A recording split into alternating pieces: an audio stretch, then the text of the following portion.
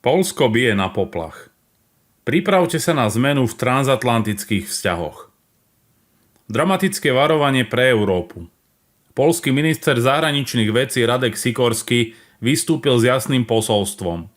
Európa musí okamžite posilniť svoju obranu.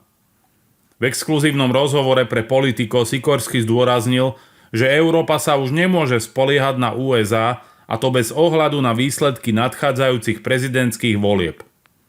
Európa nemá inú možnosť, varuje Sikorský. Podľa Sikorského je nevyhnutné, aby európske krajiny začali míňať viac na svoju obranu. Washington sa stále viac sústreďuje na Áziu, tvrdí minister. A preto Európa musí prevziať väčšiu zodpovednosť za svoju bezpečnosť. Situáciu ešte viac komplikuje nedávne oznámenie o odstúpení amerického prezidenta Joea Bidena z volieb. Rastú obavy, že ak by sa do Bieleho domu vrátil bývalý prezident Donald Trump, USA by mohli výrazne obmedziť svoje investície do NATO.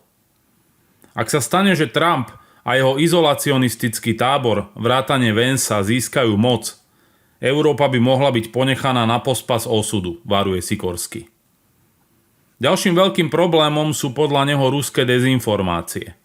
Kremel sa podľa Sikorského snaží presvedčiť americkú verejnosť, že USA nemajú v Európe žiadne skutočné záujmy.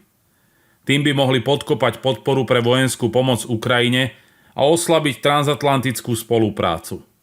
Mladší Američania, ktorí nezažili Sovietsky zväz, majú iné vnímanie Ruska, upozorňuje minister a vyzýva politikov, aby svoje argumenty prispôsobili aj tejto skupine.